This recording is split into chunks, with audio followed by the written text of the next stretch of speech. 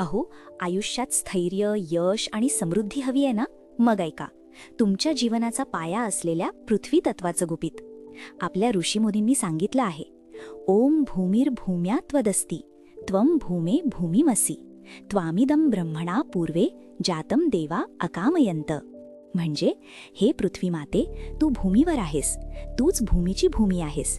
प्राचीन काळी ब्रह्मदेवांनी तुला निर्माण केले आणि सर्व देवांनी तुझी कामना केली. प्रियजनांनो, अथक परिश्रम करूनही जीवनात हवी ती स्थिरता का येत नाही? धन का टिकत नाही? यामागे काही गहन अदृश्य सिद्धांत दडलेले आहेत, आणि ते आहेत पंचमहाभूतांचे. आज आपण याच पंचमहाभूतांपैकी सर्वात महत्त्वाच्या, आपल्या जीवनाचा आधार असलेल्या पृथ्वी तत्वाबद्दल सखोल चर्चा करणार आहोत.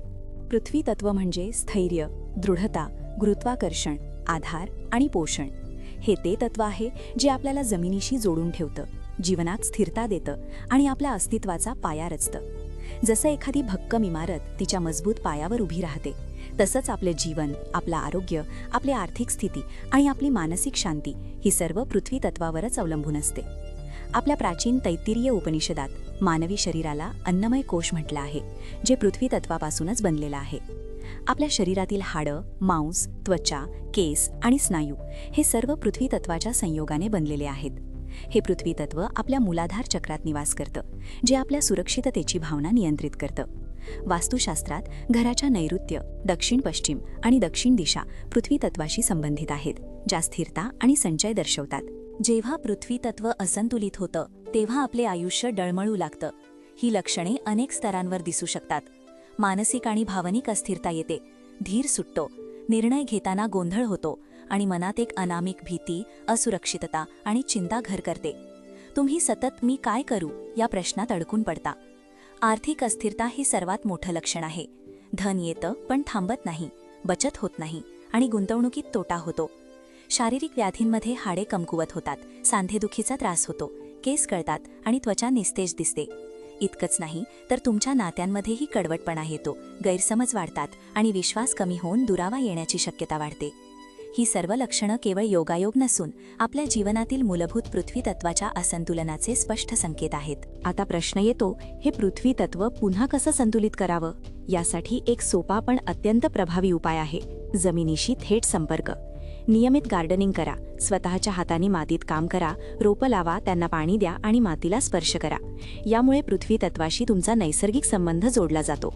सकाळी हिरवळीवर किंवा मातीवर अनवाणी पायाने फिरा, याला ग्राउंडिंग म्हणतात. आधुनिक विज्ञानही याने ताण कमी होऊन मानसिक शांती मिळते हे सिद्ध करतं. आठवड्यातून एकदा पूर्ण शरीराला मातीचा लेप लावून स्नान करा. मातीचे औषधी गुणधर्म शरीराला ऊर्जा देतात. शक्य असेल तेव्हा जमिनीवर बसा, खुर्चीऐवजी. मातीच्या घड्यांमधील पाणी प्या, ते नैसर्गिकरित्या थंड आणि खनिजांनी युक्त असतं. किचनमध्ये काम करताना मातीवर अनवाणी उभे राहा. दिवसातून 15-20 मिनिटे जरी हे केले तरी पृथ्वी तत्वाचा भरपूर लाभ मिळतो. तुमच्या घराच्या नैऋत्य, दक्षिण पश्चिम आणि दक्षिण दिशांना विशेष लक्ष द्या, कारण या पृथ्वी तत्वाशी संबंधित आहेत. या दिशांना नेहमी वजनदार वस्तू ठेवा, जसे की कपाट, जड फर्निचर किंवा पुस्तकांचे कपाट. घराच्या प्रमुखाची शयनकक्षा नैऋत्य दिशेत असणे अत्यंत शुभ मानले जाते, कारण ते स्थिरता आणि अधिकार प्रदान करते.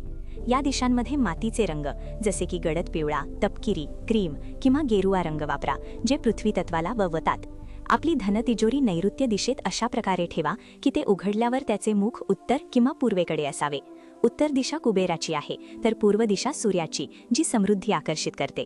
घरात कुठेही नळातून पाणी टपकणे किंवा पाण्याची नासाडी होणे हे धनाची नासाडी दर्शवते, ते त्वरित दुरुस्त करा. जलरिसान धनरिसाव हे नेहमी लक्षात ठेवा. घराच्या नैऋत्य कोपऱ्यात काय करू नये हे समजून घेणं अत्यंत महत्त्वाचे आहे. नैऋत्य कोपरा कधीही रिकामा, हलका किंवा खुला ठेवू नका.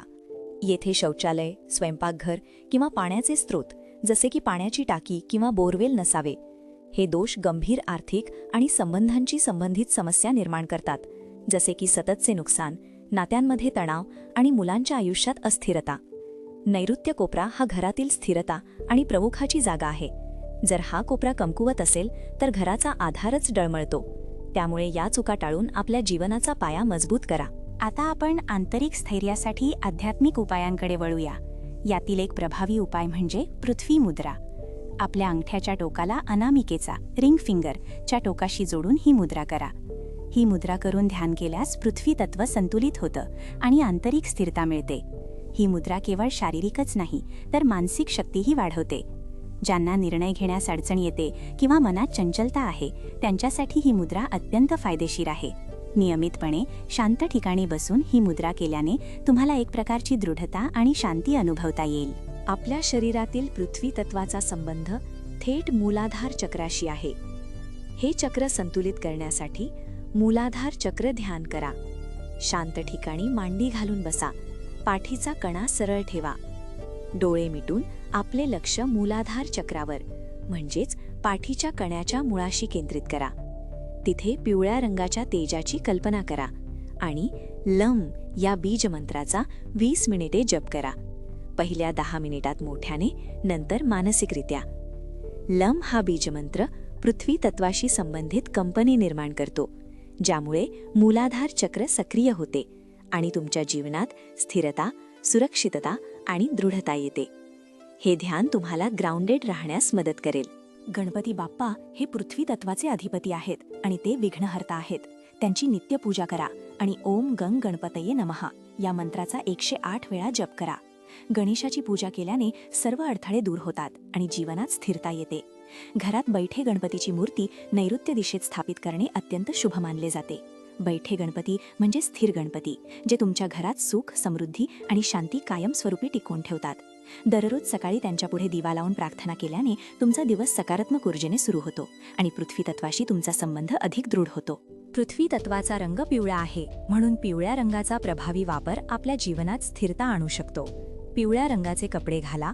पिवळ्या रंगाचे खाद्यपदार्थ खा, जसे की डाळी, हळदयुक्त पदार्थ आणि ध्यानात पिवळ्या रंगाची कल्पना करा. तुम्हाला ध्यानात पिवळा रंग दिसू लागल्यास समजा की तुमचे पृथ्वी तत्व सुधरत आहे.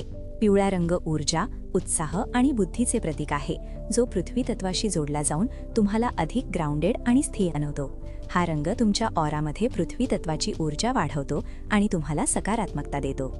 जर घरात नैऋत्य किंवा दक्षिण दिशेत दोष असेल तर एका काचेच्या वाटीत सेंधा नमक, रॉक सॉल्ट भरून त्या ठिकाणी ठेवा. दर 15 दिवसांनी ते बदला. सेंधा नमक नकारात्मक ऊर्जा शोषून घेते आणि त्या जागेची शुद्धी करते. तसेच दररोज संध्याकाळी आपल्या घराच्या नैऋत्य कोपऱ्यात किंवा पूजा घरात मातीचा दिवा तुपात प्रज्वलित करा. अग्नितत्व पृथ्वी तत्वाशी मिळून ऊर्जा शुद्धी करते आणि सकारात्मक वातावरण निर्माण करते. हा दिवा केवळ प्रकाशासाठी नसून तो पृथ्वी तत्वाच्या कमतरतेमुळे निर्माण झालेली नकारात्मकता दूर करून तुमच्या घरात स्थैर्य आणि समृद्धी आकर्षित करतो. आर्थिक समृद्धीसाठी आपल्या पूजास्थानात किंवा तिजोरीजवळ महालक्ष्मी यंत्र आणि कुबेर यंत्र स्थापित करा.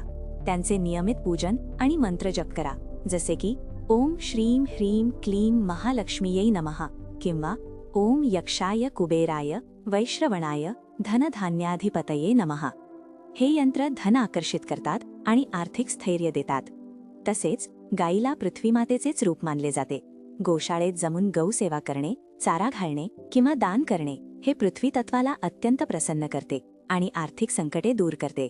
गौसेवा हा केवळ एक धार्मिक विधी नाही, तर तो निसर्गाशी आणि पृथ्वीशी कृतज्ञता व्यक्त करण्याचा एक सुंदर मार्ग आहे.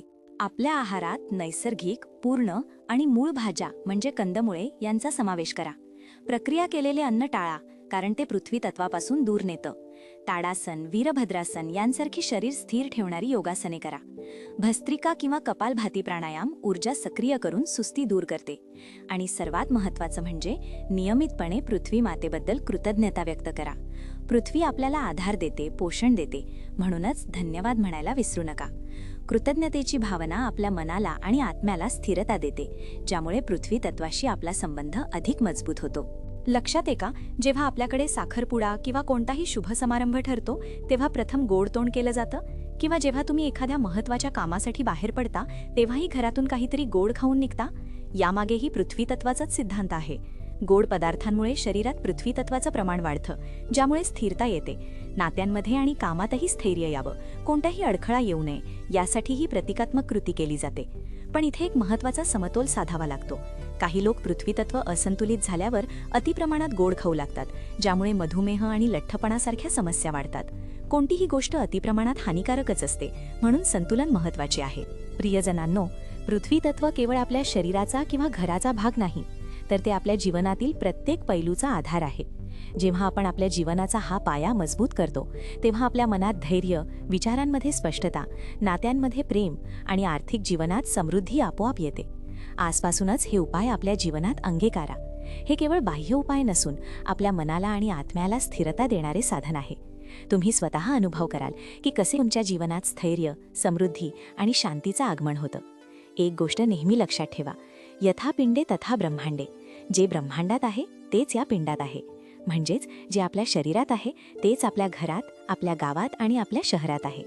जेव्हा तुम्ही तुमच्या घराला आणि स्वतःला एका मंदिराप्रमाणे पवित्र आणि ऊर्जावान बनवता तेव्हाच माता लक्ष्मी तुमच्या घरात कायमस्वरूपी वास करते. तुम्हा सर्वांच्या जीवनात आर्थिक स्थैर्य, उत्तम आरोग्य आणि अनमोल आनंदाची वर्षा हो, हीच माझी सदिच्छा. आजपासूनच हे उपाय तुमच्या दिनचर्येचा भाग बनवा आणि जीवनातील सकारात्मक बदलांचा अनुभव घ्या. तुमच्या प्रयत्नांना यश मिळो. दातव्यम भोक्तव्यम न नाशिष्यती संचयः. या श्लोकाचा अर्थ आहे की दान करा, उपभोग घ्या, कारण साठवलेल्या संपत्तीचा नाश होतो. हे ज्ञान पृथ्वी तत्वाशी संबंधित आहे. पृथ्वी आपल्याला सर्व काही देते, पण आपण ते साठवून न ठेवता त्याचा योग्य उपभोग घेऊन आणि इतरांना वाटूनच समृद्धी अनुभवू शकतो. संपत्तीचा संचय हा पृथ्वी तत्वाच्या स्थैर्याचा एक भाग आहे, परंतु त्याचा वापर न केल्यास ती निष्क्रिय होते आणि शेवटी तिचा नाश होतो. म्हणून कमावलेल्या धनापैकी काही दान करा आणि काही स्वतःच्या व कुटुंबाच्या गरजांसाठी उपभोग घ्या.